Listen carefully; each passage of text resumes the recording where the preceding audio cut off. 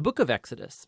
It's the second book of the Bible, and it picks up the storyline from the previous book, Genesis, which ended with Abraham's grandson, Jacob, leading his large family of 70 people down to Egypt. Now, Jacob's 11th son, Joseph, had been elevated to second in command over Egypt, and he had saved his whole family in a famine. And so Pharaoh, the king of Egypt, offered the family to come live there as a safe haven. And so eventually Jacob dies there in Egypt, and Joseph and all his brothers do too.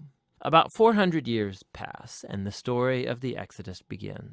But the new Pharaoh does not view Israel as a blessing. He actually thinks this growing Israelite immigrant group is a threat to his power. And so just as in Genesis, humanity rebels against God's blessing, so here Pharaoh attempts to destroy the source of God's blessing, the Israelites. He brutally enslaves them in forced labor, and then he orders that all the Israelite boys be drowned in the Nile River. And so now Israel cries out for help against this new Babylon, and God responds. God first turns Pharaoh's evil upside down as an Israelite mother throws her boy into the Nile River, but in a basket. And so he floats safely right down into Pharaoh's own family. He's named Moses, and he grows up to eventually become the man that God will use to defeat Pharaoh's evil. In the famous story of the burning bush, God appears to Moses and commissions him to go to Pharaoh and order him to release the Israelites. And God says that he knows Pharaoh will resist, and so he will bring his judgment on Egypt in the form of plagues.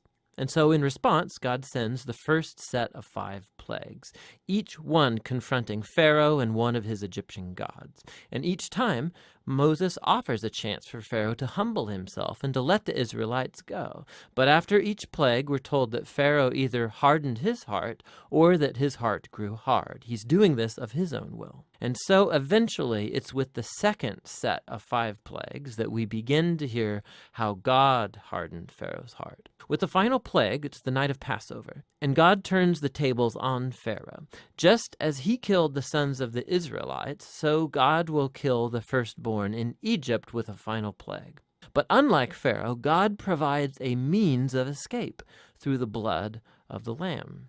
And here the story stops and introduces us in detail to the annual Israelite ritual of Passover. On the night before Israel left Egypt, they sacrificed a young, spotless lamb and painted its blood on the doorframe of their house. And when the divine plague came over Egypt, the houses covered with the blood of the lamb were passed over, and the son spared. And so every year since, the Israelites have reenacted that night to remember and to celebrate God's justice and his mercy.